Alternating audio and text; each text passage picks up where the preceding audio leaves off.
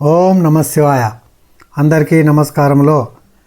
2 రోజుల్లో వినాయక నవరాత్రి ఉత్సవాలు అట్టహాసంగా ప్రారంభం కానున్న విషయం తెలిసిందే. మంటపాలను ముస్తాబు చేసి వినాయకుడి విగ్రహాలను ప్రతిష్ఠించి 9 రోజులు భక్తి శ్రద్ధలతో పూజిస్తారు కదా. ఈ పండుగను పురస్కరించుకుని వండుకునే వంటల్లో తుమ్మికూరకు ప్రాధాన్యత ఇస్తారు. తుమ్మికూరలోని ఆరోగ్య రహస్యం గుర్తించి మన పూర్వీకులు చవితికి సాంప్రదాయ వంటకంగా నిర్ణయించారు.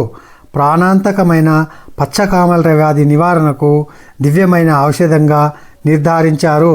ఇందులో భాగమే వినాయక చవితి తుమ్మికూర వంట.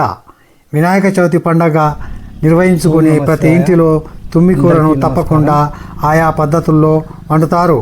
తుమ్మికూర ఆకుల రసాన్ని పావు టీ స్పూను తీసి అందులో స్వచ్ఛమైన నువ్వుల నూనెను అదే మోతాదులో కలపాలి.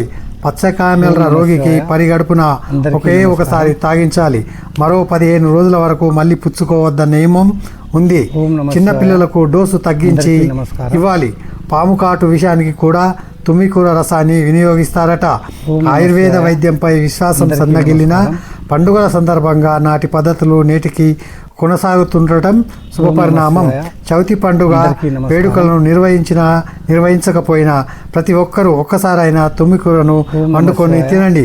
మన ఆరోగ్య పరిరక్షణ మన చేతుల్లోనే ఉంది. ఈ వీడియో నచ్చితే లైక్ చేయండి, సబ్స్క్రైబ్ చేయండి, కామెంట్ చేయండి. ఓం శ్రీ గణేశాయ నమః. ఉంటాను. సెలవు.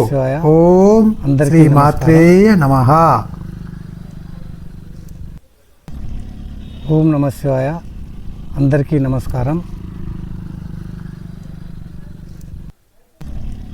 ఓం నమ శివాయ. అందరికీ నమస్కారం.